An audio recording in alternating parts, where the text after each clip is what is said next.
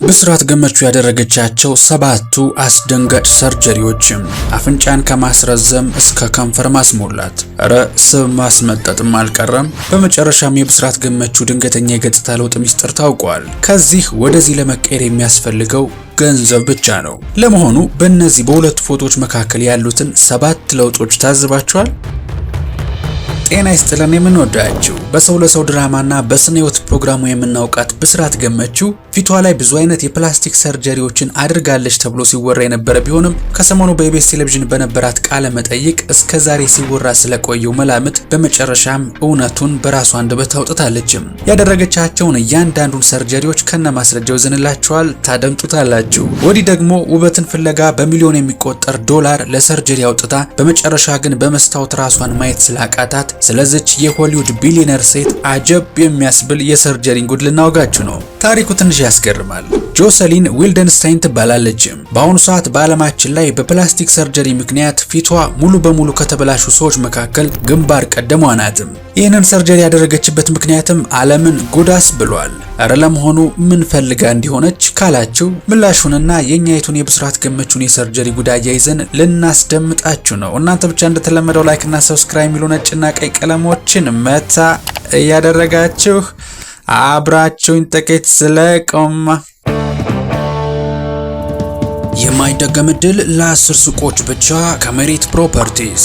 በመርካቶ ተክለ ሃይማኖት G+4 የሆነ ግዙፍ የንግድ ሱቅ እየገነባንልዎት ነው። ለዚያውም በዱባይ ስታንዳርድ እና በአዲስ አበባ ማስተር ፕላን መሰረት ከ640 ሺህ ብር ቅድመ ክፍያ ጀምሮ በ16 በ22 እና በ32 የካሬ አማራጮችን ይዘን ቀርበናል። በሙሉ ክፍያ ከ3.2 ሚሊዮን ብር ጀምሮ ከ15% ቅናሽ ጋር ያገኛሉ። ፈጥነው በ0907 919093 ላይ ይደውሉ። በሰው ለሰው ድራማ ላይ ባሳየችው ድንቅ የትወና ብቃት እውቅናን ያተረፈችው ተዋናይት ብስራት ገመቹ በተወነችባቸውና ፕሮዲስ ባደረገቻቸው ድራማዎች ብቻ ሳይሆን በውጫዊ ገጽታዋም ብዙ ጊዜ መነጋገሪያ የሆነች ዝነኛ ነች።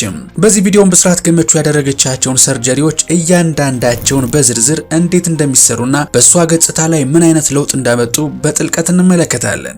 የመጀመሪያው የአፍንጫ ቅርጽ ማስተካከያ ሰርጀሪ ሲሆን የአፍንጫ ሰርጀሪ ወይም ራይኖፕላስቲ በዓለም አቀፍ ደረጃ ፊትን ሙሉ በሙሉ ለመቀየር የሚደረግ እጅግ ታዋቂ ቀዶ ጥገና ነው። አፍንጫዬ ደፍጣጣ ነው፣ ጎማዳ ነው ብለው ካሰቡ ገንዘቦትን ይጭነቀው እንጂ እንዲህ ሰልካካ አፍንጫ መሆን አሁን ቀላል ነው። የብስራት ገመቹ የበፊት አፍንጫ ወፈር ያለና የአፍንጫዋ ጫፍ ወደ ታች ወረድ ያለ ነው። በአሁኑ ሰዓት ግን አፍንጫዋ እጅግ በጣም ቀጭን የተስተካከለና ሰልካካ የሚባል ሆኗል። ይህ የአፍንጫ ሰርጀሪ በፊቷ ላይ ከፍተኛ ለውጥን የፈጠረ ሲሆን የፊቷ ገጽታም አውሮፓውያን የሚወዱት አይነት ሆኖ ተቀይሯል። አፍንጫዋ መጥበቡም የፊቷን ጉንጮችና አይኖቿ ይበልጥ ጎልተው እንዲታዩ አድርጓቸዋል። አጀብ!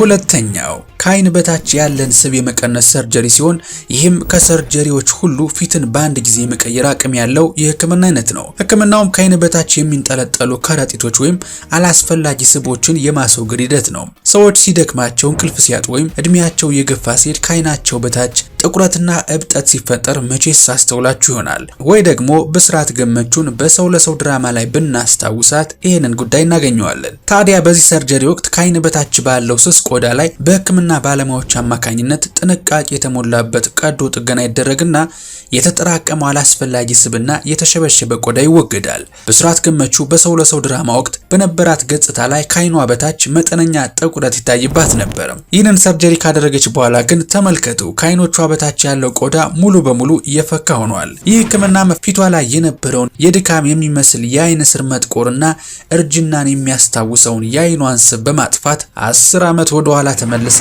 ወጣት እንድትመስል አድርጓታል። ሶስተኛው ብሮው ሊፍት። ይህ የሰርጀሪ አይነት በግንባራችን የፊት ክፍል ላይ የሚታይ የቆዳ መሸብሸብና የእድሜ መግፋት ምልክቶችን ለማጥፋት የሚደረግ ህክምና ነው። ይህ የሰርጀሪ አይነትም ቆዳን የመወጠርና የልጅነት ፊትን የመመለስ አቅም አለው። ብስራት ገመቹ ይህንን ሰርጀሪ ለማድረግ የወሰነችበት ሌላው ምክንያት አይኖቿ ይበልጥ ማራኪ እንዲሆኑም ጭምር ነው። ይህ ህክምና በግንባር ቆዳና በቅንድብ አካባቢ ያሉትን የላሉ ጡንቻዎች ወደ ላይ በመሳብ የሚከናወን ነው። በፊት የብስራት ፎቶዎች ላይ ቅንድቦቿ ወደ ታች ዝቅ ያሉና ከተፈጥሯዊው የአይን አጥንቷ ጋር እየተጣበቁ ነበሩ። ይህ ሰርጀሪ ከተደረገ በኋላ ግን ተመልከቱ፣ ቅንድቦቿ ወደ ላይ ከፍ በማለታቸው የአይን ሽፋሽፍቶቹ አካባቢ ሰፊ ቦታ እንዲኖር አድርጓል። ይህ ለውጥ ብስራት የድካም ስሜት የማይታይባት ማራኪ የአይን ቅርጽ እንዲኖራትም አስችሏታል።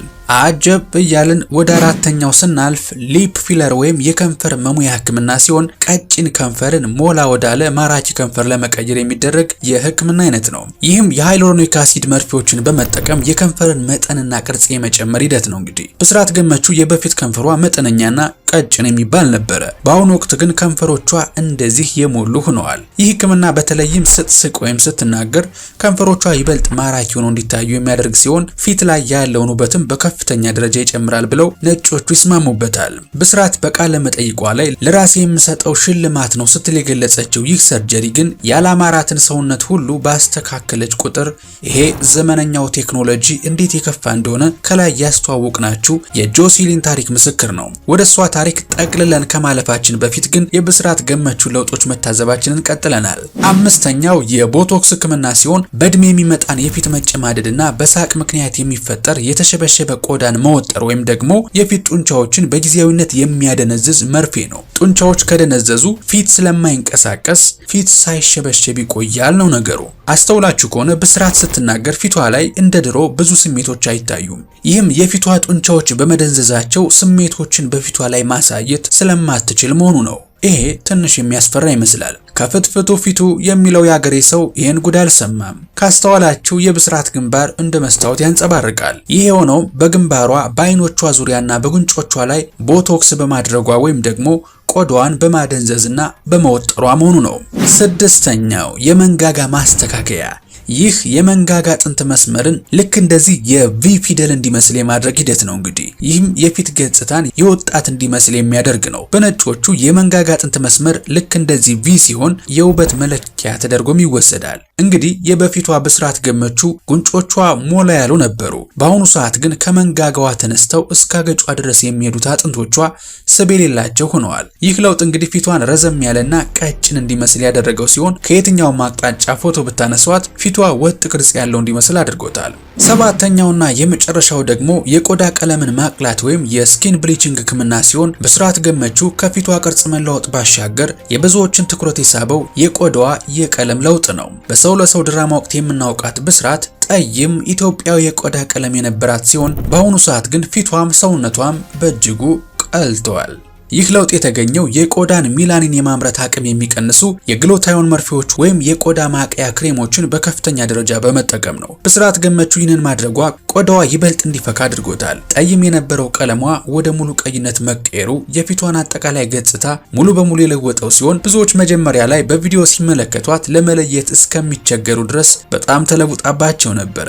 ብዙውን ጊዜ ታዋቂ ሰዎች በድንገት ተለውጠው ሲመጡ በስፖርትና በምግብ ብቻ ራሴን ቀየርኩ እያሉ ተመልካቹን ሲያታልሉ ይደመጣሉ። ብስራት ግን ሰዎች የሷን ለውጥ አይተው በተፈጥሮ የመጣ ውበት ነው ብለው እንዳያስቡ ለውጡ ሙሉ በሙሉ በሳይንስና በሰርጀሪ የመጣ መሆኑን በይፋ መናገሯ የሚደነቅ ተግባር ነው። ብስራት ይህንን እውነት ይፋ ማድረጓ ወጣት ሴቶች እኔ ስለምን እንደሷ አልሆንኩም ብለው በተሳሳተ መንገድ ራሳቸውን እንዲያቆስሉና ይሄ ውበት በከፍተኛ ገንዘብና በሕክምና መሳሪያዎች ብቻ የተገነባ የተከፈለ ውበት መሆኑን እንዲረዱም ያስችላቸዋል። በሌላ በኩል ደግሞ በብስራት ላይ ከባድ ትችትና ተቃውሞ የሰነዘሩ በርካታ ወገኖችም አሉ። አንዲት በሚሊዮኖች የምትወደድ ታዋቂ ሴት በቴሌቪዥን ላይ ቀርባ ፊቷን በሰርጀሪ መቀየሯን እንደ ትልቅ ስኬትና ለራስ የሚሰጥ ሽልማት አድርጋ ማቅረቧ በማህበረሰቡ ላይ የተሳሳተ አመለካከትን ይፈጥራል ያሉ ሲሆን ይህ አይነቱ ንግግር ተፈጥሯዊ መልካቸውን ይዘው የሚኖሩና የኢኮኖሚ አቅም የሌላቸውን በሚሊዮን የሚቆጠሩ ወጣት ሴቶች ባላቸው መልክ እንዳይተማመኑ ያደርጋቸዋል ብለዋል። ወዲህ ደግሞ ባሌን አማልላለሁ ብላ ጦስ ውስጥ ስለገባቸው ምስኪን ሴት እናውጋችሁ። ጆሴሊን ዊልደንስታይን ትባላለች። በአሁኑ ሰዓት በዓለማችን ላይ በፕላስቲክ ሰርጀሪ ምክንያት ፊቷ ሙሉ በሙሉ ከተበላሹ ሰዎች መካከል ግንባር ቀደሟ ናት።